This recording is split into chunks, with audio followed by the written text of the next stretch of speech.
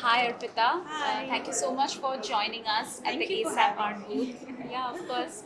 I was just wondering if you could address your practice in general because your practice is cross-disciplinary and it, you borrow from different methods and materials to create different kinds of works which also are quite diverse in the Right. in the way certain thematics are approached. So I was just wondering if you could address this aspect of interdisciplinarity in your work. So I work across mediums, and they all are generated from the memories I work with. I work with paper weaving, and I look at weaving as a process to weave two memories, to situation, to times past and present together. To how can I bring them together? So that's how I came up with weaving as an idea. And all these memories that my body carry, which was passed on by my grandparents, or the experiences that I had, to put it across my viewers, to bring it out, I develop them in a form of performance. And I work with photography a lot. Apart from that, I work with videos and installation pieces where viewers become a part of my work. I really like when someone comes and rather than just me saying my story, they come back and leave their story and memories with me. So yeah, that's different disciplines I'm working currently with. Do you think this aspect of interdisciplinarity really helps in the kind of work that you create? Like, if you were to work with just paper, for example, in your weaving practice, do you think it could sustain itself without the performative aspect that you have brought into it? So I never look at any work very rigidly. I let the work grow, and the work and the intention behind the work guides me towards the medium. So I never go reverse. I never think of a medium and then start working. I start with the idea, the context, and the background of the context is the intention with which I'm projecting the idea, and how do I want to share it with my viewers. So that leads me towards a certain kind of a methodology to accept it. I think that's how my works are varied, or they have a multidisciplinary approach.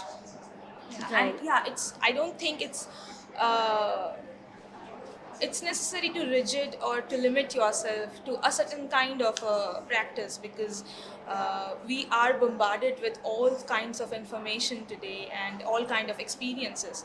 So I try to incorporate all those experiences and informations and knowledge and techniques and skills together in my work. Right. That's really interesting because this takes me to how you also have an impulse towards the archive. Like you use quite a bit of archival material in your work as well. And if I'm correct, it harks back to your grandfather's repositories. So I was wondering, and since it also involves a lot of photographic work from those repositories, I was wondering if you could speak a little bit about how photography plays a role in your practice and what this impulse towards archival material, along with interest in the contemporary, means for you. Right. So for that, I have to tell you a little story. I was always interested in socio-political issues, and I was responding to them, all the articles that I used to read in the newspapers. But somehow I found a distance from the article I'm reading, the person who's writing it, and the event taking place somewhere else. So I was becoming the third person to receive it. And the gap and the distance was something that I was worried about. So I started looking more inward, that why am I interested in looking at nation as an idea, or the politics of the country as an idea. And going deep into the roots, I understood that it is because the way I grew up. My grandfather, Arpita Akhanda, he was a freedom fighter and an artist as well. He used to take a lot of photographs before and after partition, and he was part of the freedom struggle. And he knew that it will be very difficult for him to go back to his homeland. So he started documenting his village, his house, his family, from 1946 onwards. And the last photograph that he took of his village was in 1946, which he kept very, very preciously in his album. And I grew up looking at all these pictures and listening to all these stories and all these characters, though we don't know where they are anymore, most of the family members after partition, but their photos are there, the memories remain in those characters and the photographs. So in 2018, I got this opportunity to perform at Chittagong Art College, Bangladesh, and my father also grew up with all these stories, and we both went to Bangladesh. And after my performance, he showed me a diary entry from my grandfather, and he wrote very meticulously, "If anyone from our family ever want to go back to the village, this is a mental map." And with reference to that text, to our surprise, after 72 years, we were standing on the very same spot my grandfather took the last photograph of the village. That's So really that interesting. experience changed the way I looked into personal stories, personal histories, and archives, personal archives. I came back, I looked at the album, and the album never remained the same for me again. It became a work of art, it became a documentation of the whole life he had been through. And after coming back, I started to think that the experience that I had, how do I project it, or how do I look at it? So that's when I brought weaving inside. What he experienced and what I experienced, to bring them together under one surface. And previously I was working with all those archival materials that he had, and he passed on to my father, and my father passed on to me.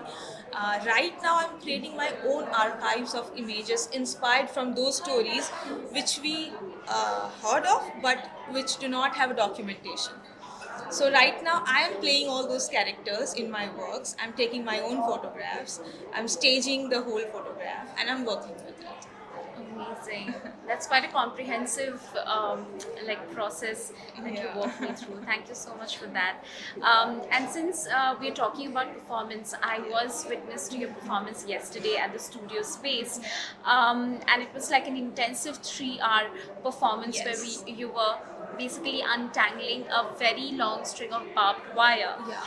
And I was wondering if you could talk a bit about not only the intensity of the process but the experiential aspect of the performance as well, because it's a matter of completely remaining engaged in one quote unquote monotonous act Yeah. before a rapidly changing audience. Yes. So, if you could comment on that performative aspect of the performance, Sure. and how you might have conceived it, keeping the audience here in mind.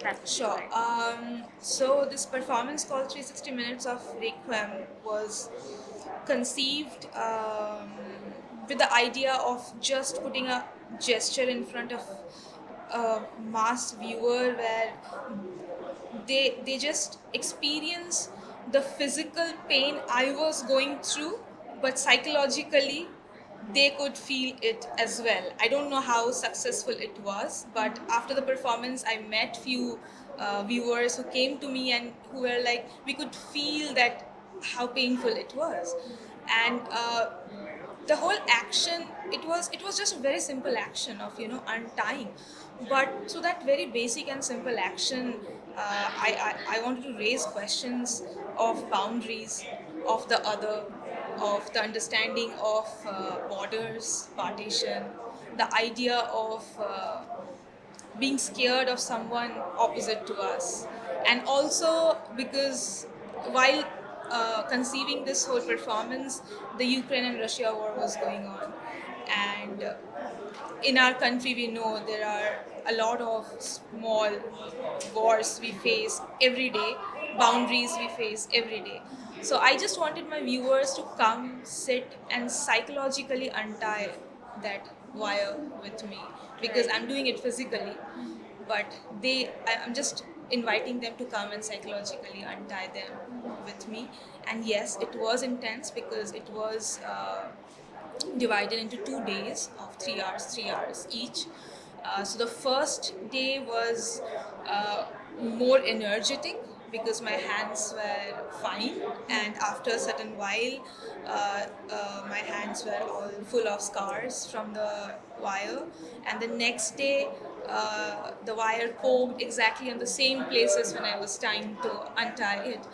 Uh, so in a way, going again through that performative aspect, it was something to question that we go through all of these again and again, but when is it that we'll learn, or when is it that we'll at least address it? And what I found very interesting was, because it's art fair, everyone is here to experience the best of the art in the country. So while they cross the gate, the entrance gate of the studio, they see all these other booths where they enjoy looking at it and have fun. And when they cross my stage, it was a silence. It was the moment of experiencing something that might be unusual, but also very relatable, because we all are somehow in our mind crossing some borders, untying some borders. And to have that connection and again go back to normality is a very general, but also a very evocative, process for me, I think. Great. Thank you so much, Arpita, Thank you so much for for having walking me me. through the entire process, and also giving us enough context about your practice as well. Thank you so much. I'm This so was glad. Thank you. this was a great conversation. Thank you.